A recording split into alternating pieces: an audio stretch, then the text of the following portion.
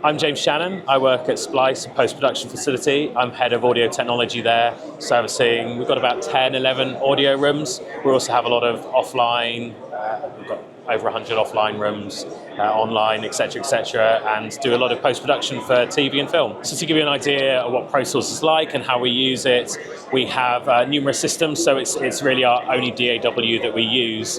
And we use it for recording, for mixing, for sound design, a lot of the more sort of audio-based and mix-based systems. So we will have S6 consoles that we use to record with and a lot of Avid hardware.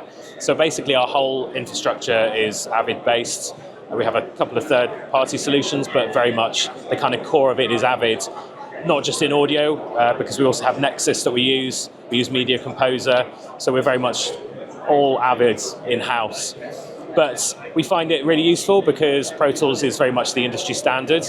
So we work with freelancers, we work with other facilities, and it means we can just interoperably change sessions.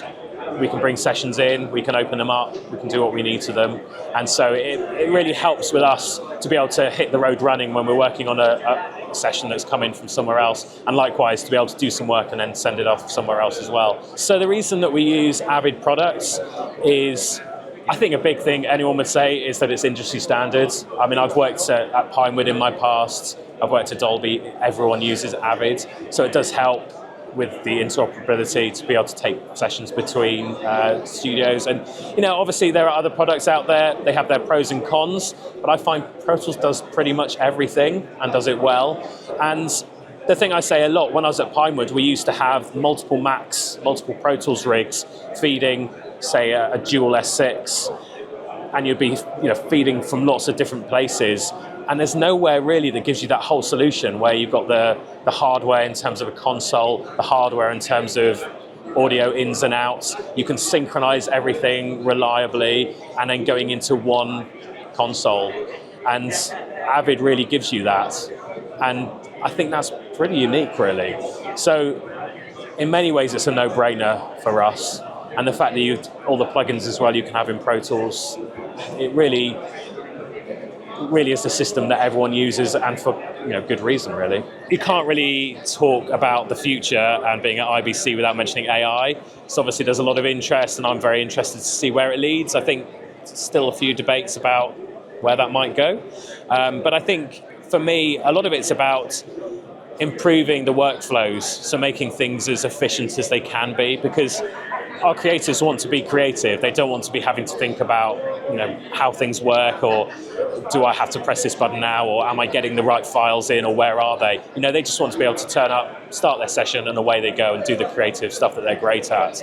So having a whole infrastructure, and ours is very much based around Avid, is great, because we can just take things straight from Media Composer, open it in Pro Tools, and it means that things on the whole just work.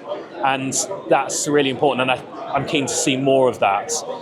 Also, there's a lot of talk in Pro Tools about the ARA plugins, so these are plugins that are kind of baked into Pro Tools, and that's great. It means that we can, again, it just allows people to be creative and not waste time having to, say, open another application or have to fiddle around getting things to work. It's just there, sat in Pro Tools. So that's quite exciting for our guys, and almost every Pro Tools revision at the moment has a new version, and they're like, we need this because it's got this plugin as ARA, which it's great to see. Also, I think what we're seeing a lot of as well, I know it's happened a lot since COVID, but the whole remote working side of things. So I also do a lot of the content security at Splice, so seeing things that we can have people working from home, because a lot of people want to be able to do that, but in a secure manner, but also an efficient manner, so that they don't go home and it's a lot slower process. I think we're seeing a lot more of those kind of remote working solutions, whether it's for staff or whether it's for clients so that they can review things remotely. Just having the availability of content and the creativity wherever you are is really valuable, and that seems to be coming on leaps and bounds as well.